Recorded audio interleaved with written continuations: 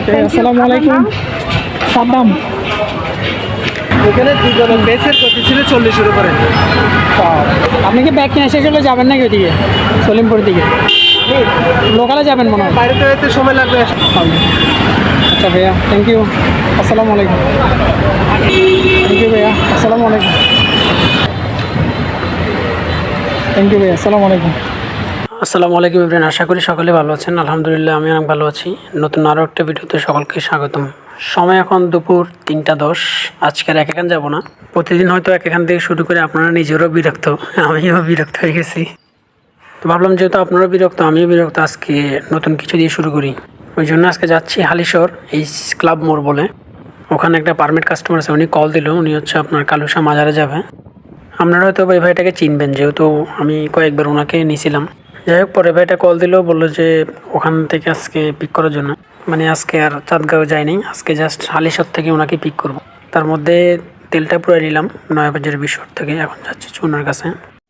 হ্যাঁ, প্রচুর গরম। হেলমেট খুলে ফেলেন না, হেলমেট পরার দরকার নেই তো। না না, ধরো পুলিশ ধর, এখন পুলিশ আছে। ধরলে বলবেন যে গরম লাগতেছে এই জন্য। সময় এখন 3টা 40। মাত্র ভাইয়াটাকে নিলাম, এখন যাচ্ছে হচ্ছে কালুসা মাজার ওখানে। আর ভাইয়াটাকে পিক করলাম হালিশহর ওনার একটা রিলেটিভ বাসার থেকে। তো আজকে এই জন্য একটু লেট করে বের হইলাম। ভাবছিলাম বের হবো না, পরে যেহেতু ভাইয়া কল দিল, তার খুব একটা দেরি হয়ে নেই, ভাবলাম যে বের হয়ে যায়, 400-500 টাকা যদি ইনকাম হয়। আর এর মধ্যে ভাইয়ার কাজগুলো শেষ করলো, মানে কালুসার মাজার এখানে কাজ শেষ। ওনাকে এখন নিয়ে যাচ্ছি ওনার বাসায়। আর সময়টা এখন 4টা 20, আর ওনাকে নামাইতে নামাইতে হয়তো বা 4টা 40-এর মতন বাঁচতে পারে। তো আজকের কোনো টার্গেট নাই, হয়তো 500-600 টাকা যা ইনকাম হয় ওইটাই আলহামদুলিল্লাহ, ওইটাই চেষ্টা করবো আপনাদের সাথে শেয়ার করার জন্য। নর্মালি তো আমি বের হলে 2টা-2:30টার মধ্যে চেষ্টা করি বের হওয়ার জন্য।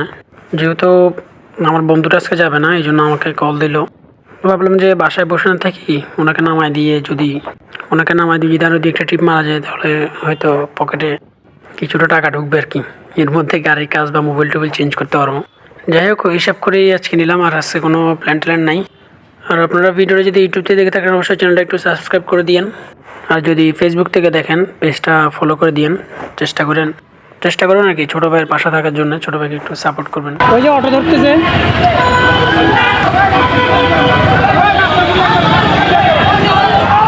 কয়েকজন বাংলা রিক্সা ড্রাইভার মিলে দেখলাম যে একটা অটোওয়ালার গাড়ি দৌড়ে তার মার সব ছিঁড়ে দিল।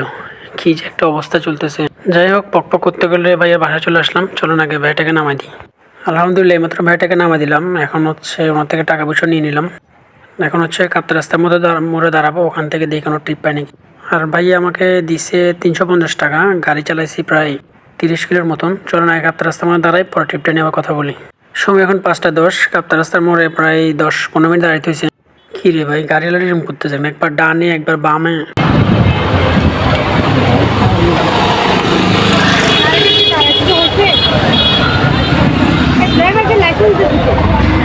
এই টেম্পোলাগুলো অবস্থা দেখছেন, আমি যাচ্ছি বামে, ও চাপতেছে আমাকে বামে। এরপর ওকে পাশ কেটে আমি ডানে চাপে যাইতেছি, ও আমার আরও চাপ দিল। আর আপুটা তো দেখলেনি, উনি কি বললো, ওনার মাথাটা পুরো খারাপ হয়ে গেছে।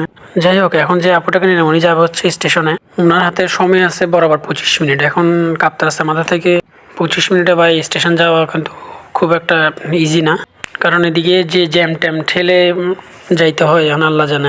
ওনার অ্যাকুরেট 6টা বাজে ট্রেন আছে। আমার মনে হয় না 6টার আগে পৌঁছাতে পারবো, কারণ কাপ্তা রাস্তার মাথায় এক জ্যামে পড়লাম, বহদ্দারহাট এসে আরেক জ্যাম, বহদ্দারহাট ফ্লাইওভারে নামতে আরেক জ্যাম। সব কিছু মিলে আল্লাহ জানে। এখন আপু খুব রিকোয়েস্ট করলো যে একটু জোরে চালানোর জন্য, এটাই ওনার লাস্ট ট্রেন ছিল আজকে।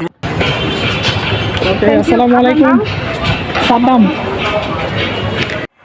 সময় এখন 6টা 15। আপুটাকে নামাই দেওয়ার পর একটা ট্রিপ পাইলাম। আর আমি কিন্তু আপু থেকে পারমিশন নিয়ে এই ভিডিওটা আপলোড দিয়েছি। মানে ওনারা এত তাড়া ছিল, উনি দাঁড়ায় কথা বলার সময়ও ছিল না, জাস্ট 2 মিনিট আগে ওনাকে নামাই।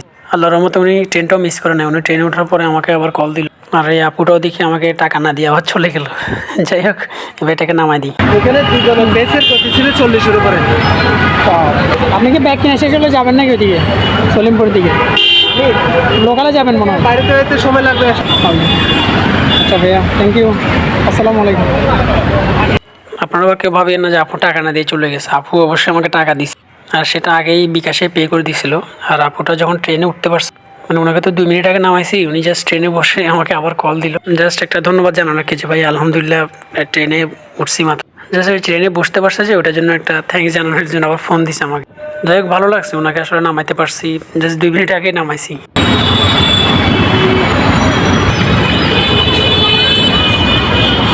থ্যাংক ইউ ভাইয়া, আসসালামু আলাইকুম। আচ্ছা, এখন চৌমনি মোড়ে দাঁড়াই, এখান থেকে পরের ট্রিপটা নেওয়ার কথা বলি।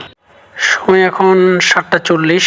এই 5 নম্বর ট্রিপটা নেওয়ার জন্য চৌমনি মোড়ে প্রায় 20 মিনিট বসা লাগছে। এরপর একটা ভাই আসলো, উনি যাবে হচ্ছে শেরশার আগে। ওনাকে ভাড়া বলছিলাম 120 টাকা, উনি বলে যে 80 টাকা দেবে। তো এর জন্যই 80 টাকা দিয়ে নিয়ে যাচ্ছি। ভাবলাম যে এখানে বসে না থাকি, ওখান থেকে ওনার ট্রিপ পাইলে পাবো, না হলে হয়তো বাসার দিকে চলে যাব। আর আজকে এটা 5 নম্বর ট্রিপ চলতেছে। আপুটাকে নামানোর পরেই একটা ভাইয়া আসছিল, ওই ভাইটাকে আমতল থেকে নিয়েছিলাম জিসির মোড়ে, ভাড়া দিছে 90 টাকা। জিসির মোড়ে দাঁড়ানোর পরে আরেকটা ভাই আসলো, উনি আসছে চৌমনি মোড়ে, ওইটা দিছে 80 টাকা। এটা কি কাপ বানাইছে? থ্যাংক ইউ ভাইয়া, আসসালামু আলাইকুম। এই ভাইটাকে নামাই দিলাম। এখন হচ্ছে শেরশার মোড়ে দাঁড়াই, দেখি এখান থেকে কোনো ট্রিপ পাই না।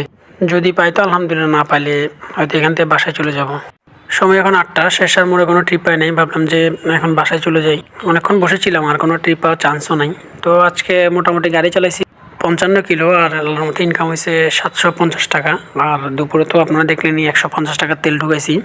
আজকে গাড়ি চালানো হিসাবে মোটামুটি ঠিক আছে। আজকে যেহেতু ওরকম কোনো টার্গেট ছিল না। আর আপু যেটাকে ভিডিও করছে ওটা আমি অবশ্যই পারমিশন নিয়ে দেন ওনার ভিডিওটা আমি আপলোড দিছি, ওনাকে জিজ্ঞাসা করে নিয়েছি। আর হচ্ছে যে উনি আমাকে টাকা দিছে বিকাশে, হয়তো বা হ্যান্ড ক্যাশ দেন, ওই জন্যই আপনাদেরকে দেখাইতে পারি নাই। অনেকে হয়তো ভাবতে পারেন যে উনিও হয়তো বা টাকা না দিয়ে চলে গেছে, এরকম একটা কাস্টমার আমার সাথে এমন করছিল। তো যাই হোক, আজকের ভিডিও পর্যন্ত। ভিডিওটা কেমন লাগছে অবশ্যই কমেন্ট বক্সে জানাবেন। ভিডিও যদি ভালো লাগে থাকে অবশ্যই লাইক করুন, সাবস্ক্রাইব করে দিবেন। দেখা হবে ইনশাআল্লাহ নতুন কোনো ভিডিওতে, নতুন কোনো পর্বে। পর্যন্ত সকলে ভালো থাকবেন, সুস্থ থাকবেন, আর চ্যানেলটা অবশ্যই সাবস্ক্রাইব করে দিবেন। আসসালামু আলাইকুম ওয়া রাহমাতুল্লাহ।